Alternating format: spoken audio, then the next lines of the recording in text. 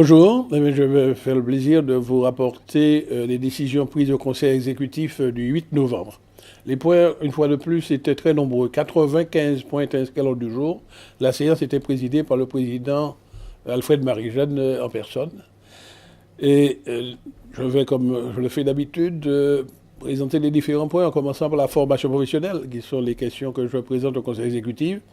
Dans le domaine de la formation professionnelle, nous avons attribué des aides, d'abord pour des aides à la formation pour les demandeurs d'emploi qui veulent faire leur formation en Martinique. 35 aides ont été attribuées. Dans le domaine de la validation des acquis de l'expérience, nous avons attribué de l'aide à deux chômeurs qui veulent transformer leur expérience en diplôme. Dans l'aide de la formation également pour des salariés de la fonction publique, nous avons attribué à deux salariés de la fonction publique des aides en complément de ce que donne leur employeur. Nous avions eu aussi à examiner des aides à la mobilité, formation mobilité en France, que nous faisons sur la base d'une convention passée avec la DOM. Donc nous avons donné l'accord pour 11 dossiers. Et toujours dans la fonction des formations en mobilité, mais là hors de France, un dossier vers le Canada, un autre vers la Belgique, auquel nous avons donné des aides. Dans le domaine du développement du numérique que nous développons, nous voulons couvrir le pays de la fibre optique. Nous avions un dossier important que nous avons examiné qui ira en plénière. C'est pour le plan prévisionnel de financement de ce que nous appelons l'opération Martinique très haut débit. C'est une subvention importante qui va plus de 140 millions. Alors, le plan de financement a été approuvé et il sera prochainement présenté en plénière. Et c'est un plan de financement qui fait appel à la fois des fonds d'État, qui est le fonds pour le soutien au développement du numérique, et également au FEDER. Je rappelle qu'une partie déjà de ce projet, pour la partie de montée en débit dans les zones rurales, a déjà été financée par le FEADER. Dans le domaine de l'enseignement supérieur, la collègue Aurélie Nella a eu à nous présenter un projet de convention de partenariat passé entre la CTM, le CHUM, c'est-à-dire le Centre hospitalier universitaire, et l'université. C'est pour mettre en place des formations pour les masseurs kinésithérapeutes, pour qu'ils puissent suivre des formations leur permettant d'accéder au Master 1. C'est dans le cadre de la réforme de l'enseignement supérieur. Dans les formations sanitaires, ils sont entrés dans le système LMD, c'est-à-dire licence, maîtrise, doctorat. Donc nos masseurs kinésithérapeutes pourront, sur place en Martinique, suivre des formations qui vont le construire à Master 1. Toujours dans le domaine de l'éducation, mais c'est les domaines qui relèvent des collèges et des lycées, donc présentés par la collègue Saï Soutane. Nous avions eu à examiner un projet important dont on va prochainement débattre en plénière. C'est celui visant à arriver à une harmonisation des frais de participation des parents au paiement de la restauration scolaire. Parce qu'actuellement, dans nos différents collèges de Martinique, les prix payés par les parents sont différents. Nous voulons, c'est un engagement politique qui avait été pris par le groupe Grand Assemblée pour ma pays en chance, aller vers une harmonisation. Ça va se faire progressivement. Le projet a été présenté. L'option qui a été retenue, c'est un projet sur 3 ans, mais ça va être débattu en plénière et c'est là que les décisions vont être prises. Alors, il faut comprendre que si on harmonise, il y aura certains tarifs qui vont un peu augmenter, d'autres qui vont baisser, mais une compensation devrait être donnée par la CTM aux différents établissements scolaires pour qu'ils puissent faire face aux frais de restauration. En tout cas, le débat a été ouvert au Conseil exécutif. Il va aller en plénière puisque la validation viendra en plénière. Toujours dans le domaine de l'éducation, nous avons eu à attribuer des subventions de fonctionnement à des lycées qui avaient fait la demande. Ce sont des subventions complémentaires. Également, des subventions exceptionnelles pour des collèges. Là, des subventions d'investissement. C'est pour faire l'acquisition d'équipements numériques. Parce que de plus en plus, le numérique rentre à l'école et ça devient un outil pour nos scolaires. Toujours dans le domaine de l'éducation, nous avons eu à accorder des aides à des lycéens qui vont poursuivre leur cursus de formation professionnelle hors de Martinique. Alors, dans des formations, des filières qui n'existent pas ici, comme les filières du hippisme, parce que nous avons une dizaine de jeunes qui vont partir pour aller à se former pour avoir un diplôme dans le hippisme, mais également dans la pâtisserie fine. 3 dans la pâtisserie fine. Bon. Qui vont entrer dans une haute école réputée internationalement pour la pâtisserie et la cuisine. Autre dossier, c'est la participation, et ça ne se dit pas assez, de la CTM à la rémunération des contrats aidés. Tout le monde dit que l'éducation, l'État met des contrats aidés à la disposition du rectorat qui elle-même le met à la disposition des différents établissements. Mais ce qu'on omet de dire, c'est que ces contrats aidés de l'État sont financés à 50% par l'État. Et il faut trouver le complément pour payer le salaire, au moins au SMIC. Et c'est la CTM qui donne aux différents établissements ce complément nécessaire au paiement de tous les contrats aidés qui sont à la fois dans les lycées et dans les collèges. Donc, c'est un effort que fait la collectivité pour créer des emplois dans les établissements scolaires pour le personnel auxiliaire, parce que si on se contentait des dotations de l'État, on n'aurait pas pu les payer. Également, toujours dans le domaine de l'éducation, c'est dans les établissements privés, nous avons accordé une aide exceptionnelle à la MEP pour les équipements, et également à la maison familiale rurale d'éducation et d'orientation du Monde Rouge. C'est pour l'aider à financer des formations de bac pro, voire jusqu'à BTS. Bien, c'est un établissement qui récupère des élèves qui sont en décrochage et arrive à les leur donner le goût à l'effort et les conduire au succès. Donc, nous avons décidé de soutenir ces actions-là en donnant un financement. Alors, nous avions de nombreux dossiers dans le secteur social qui ont été présentés par le collègue Francis Carole. C'est ainsi que nous avons attribué à 51 familles des aides, des secours exceptionnels sur les familles en précarité, en grande difficulté. Ce sont des aides exceptionnelles qui sont attribuées après enquête des assistantes sociales. Donc là, nous avons eu à traiter 51 dossiers. Également, toujours dans le domaine social, nous avons attribué une subvention à la Caisse d'action sociale, le CCAS du Lorrain. C'est pour une action intitulée Chantier loisirs jeunes, menée par le CCAS, sur lequel nous avons donné des financements. Également, nous avions eu à examiner des dossiers portés par plusieurs entreprises d'insertion, et 14 précisément, et ces aides vont permettre à ces 14 entreprises d'insertion qui mènent des chantiers d'insertion de mettre au travail, écoutez bien, 118 bénéficiaires du RSA, leur donner un emploi pendant la durée du chantier d'insertion. 118. Donc ça fait une aide conséquente pour permettre à ces chantiers d'insertion de se développer. Nous avons eu à examiner également, mais c'est un dossier qui devra aller en plénière, les dotations à attribuer à l'ensemble des CCAS des communes. 34 CCAS, c'est-à-dire c'est des centres communaux d'action sociale, que nous donnons une aide au titre du remboursement des frais liés à la constitution des dossiers d'aide sociale. Parce que les CCAS aident les personnes nécessiteuses à monter leur dossier pour avoir de l'aide sociale. Et pour cela, la CTM donne une compensation au CCAS. Bien, c'est vrai, nous avions pris quelques retards, puisque là, ce que nous avons examiné, c'est les dotations pour 2017, avec l'engagement de faire mieux la prochaine fois. C'est-à-dire d'aller un peu plus vite. De même, nous avons eu à attribuer des subventions à des assistantes maternelles, 5. Ce sont des subventions en investissement. Les assistantes maternelles, ce sont des personnes qui ont reçu l'agrément de la CTM pour accueillir dans leur centre, soit à leur domicile ou dans un centre qu'ils ont accueilli, des jeunes enfants. Entre, évidemment, les bébés jusqu'à arriver à 3 ans, avant qu'ils aillent à l'école maternelle. Donc, mais nous leur donnons des aides pour pouvoir avoir des équipements pour ces enfants-là. De même que nous avons eu à accorder des subventions aux structures non municipales d'accueil, donc les crèches non municipales. Eh bien, nous avons dénombré 4 qui ont reçu de l'aide, ce qui représente, à ces 4 centres, représente une capacité d'accueil de 175 enfants de moins de 6 ans. Donc c'est une dotation au titre de l'année 2018. Et puis, toujours dans le domaine social, mais cela concerne les enfants confiés à l'aide sociale à l'enfance, donc ces enfants qui sont placés, où un peu le président de la CTM leur sert de père. Alors, il est traditionnel et d'usage qu'à la fin de l'année, on organise un arbre de Noël.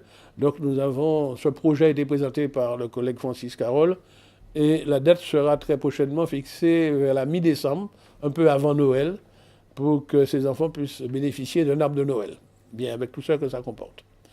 Maintenant, dans le domaine du logement, des dossiers toujours présentés par le collègue Francis Carole, nous avons eu à examiner des aides à l'amélioration de l'habitat. Les dossiers étaient nombreux, puisque nous avons attribué pour 69 ménages défavorisés, donc les familles défavorisées, qui ont reçu une aide pour améliorer leur habitat. 69.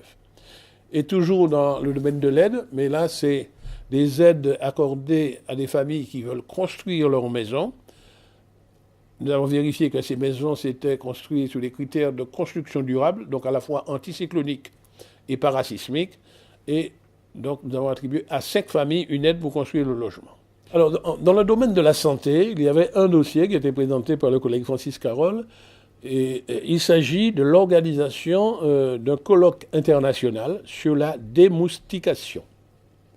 Ça doit se faire en décembre 2018. Alors c'est un domaine dans lequel le Conseil général, plus maintenant la CTM, a une expérience.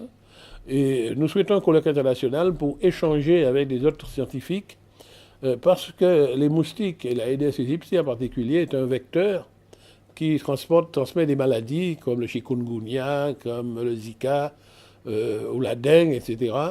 Et donc ce colloque-là pourra permettre aux chercheurs qui travaillent là-dessus d'échanger. Et c'est pour cela que la CTM a souhaité pouvoir financer cette affaire-là. Maintenant, dans le domaine du développement économique, alors, les rapports sont présentés par la collègue Marinette Torpille. Là aussi, les dossiers étaient assez nombreux. Nous avons attribué des aides à 4 entreprises, mais ce sont des aides pour la création d'emplois. Chacune de ces entreprises a créé un emploi, donc avec 4 emplois qui vont être financés. Un emploi de seniors de plus de 50 ans, un emploi pour la création d'un emploi de chef d'entreprise et 2 autres emplois. Toujours dans le domaine des entreprises, nous avons porté une aide à la création de 4 très petites entreprises, donc 4 entreprises nouvellement créées. Également, nous avons attribué une aide à un porteur de projet qui veut reprendre une entreprise existante, donc une aide à la reprise d'entreprise. Et puis nous avons examiné une série de dossiers, 4, au titre des actions collectives dans le domaine économique. Et nous avons donc attribué des aides à une première action menée par la CCIM. C'est pour une action appelée les rendez-vous de l'international pour 2018. Une aide aussi à un groupement d'artisans d'art de Martinique qui avait organisé un salon, le salon Martinique Zantarte, en 2017. Donc nous avons attribué une aide pour les aider à financer ce salon qui a déjà été réalisé. Également, nous avons attribué une aide à une association, le collectif de coopération et d'export de Martinique. C'est pour leur participation à 2 grandes manifestations dans le cadre des missions collectives de coopération qui se sont tenues en Floride du Sud, c'est-à-dire aux USA. Et puis, la CTM fait partie d'une action portée par une association qui s'appelle Big Up for Startup. Donc, nous participons au financement pour l'organisation d'événements liés à l'économie numérique. Alors, c'est une action qui est portée par cette association et nous participons au financement et ça va se tenir bientôt. Dans le domaine du tourisme, il y a un dossier qui a été présenté par le collègue Miguel Laventure. C'est le financement de la transformation d'une association qui s'appelle Zilea, qui était jusqu'à présent le club des professionnels du tourisme en Martinique et qui va se transformer en cluster tourisme en Martinique. Et nous avons décidé de soutenir ces actions-là. Dans le domaine de l'aménagement du territoire, le président Marie-Jeanne nous a présenté un projet de convention pour la mise en œuvre d'un projet de territoire sur le Nord Caraïbe. Alors c'est une proposition que le président Marie-Jeanne avait faite à l'ensemble des maires, une dizaine de maires du Nord Caraïbe, lors d'une réunion qui s'est tenue en mairie de Saint-Pierre il y a quelque temps. Et il y a toute une concertation qui s'est organisée avec les différents maires et ça va aboutir à une convention qui représente 8 communes, des communes de Caisse-Pilote, Bellefontaine, Carbet, Mont-Nevers, Font-Saint-Denis, Morne-Rouge, Saint-Pierre et le Prêcheur, mais également Cap-Nord, la communauté d'agglomération des pays du Nord, va être associée. C'est pour mettre en place un projet de territoire Ça va être débattu en plénière et c'est l'Assemblée plénière qui donnera l'autorisation au président du Conseil exécutif de signer cette convention. En tout cas, nous souhaitons pouvoir le faire assez rapidement en décembre. Dans le domaine de la coopération de la Caraïbe, donc, il y a un nouveau projet qui s'appelle ÉLAN. Ça veut dire échange linguistique et apprentissage novateur par la mobilité, qui sera financé par la CTM et les fonds européens, les fonds Interreg Caraïbes. Alors, c'est un projet qui est porté par le GIB FCCP. Alors, c'est un groupe d'intérêt public pour la formation professionnelle où le principal participant, c'est le rectorat, l'académie. Donc, nous allons cofinancer pour leur permettre d'avoir des fonds européens. Mais c'est pour faire des échanges linguistiques pour nos élèves, pour qu'ils aillent dans la Caraïbe. Eux, ils parlent français, mais ils vont échanger avec des anglophones, ou peut-être aussi des hispanophones, voire ceux qui parlent le portugais, si les échanges vont jusqu'au Brésil. Donc, c'est des choses très intéressantes pour la maîtrise des langues. Maintenant, dans le domaine des fonds européens, là aussi, les dossiers étaient assez nombreux. Je rappelle que c'est les dossiers présentés par le collègue Michel Laventure. Nous avons eu à examiner des dossiers de subvention des fonds FEDER. Celle où le bénéficiaire, c'est la commune de Sainte-Anne. C'est pour l'assistance technique, pour la gestion de l'EAT, c'est-à-dire les équipements d'aménagement touristique de la Pointe du Marin. Mais également à la SEM-SAMA, qui est une SEM de Saint-Martin, qui fait un aménagement de proximité ludique et culturel sportif polyvalent au lotissement Bagatelle au Gaumont, pour lequel donc une subvention FEDER sera attribuée. Toujours dans les fonds européens, mais là le fonds FSE, nous avons décidé l'attribution du Fonds social européen à un centre de formation appelé Galactus Technologies, qui est un expert en cyber-résilience et stratégie numérique. Donc c'est pour le numérique. Toujours sur les fonds européens, il y a eu plusieurs appels à projets, et ces appels à projets ont permis de sélectionner.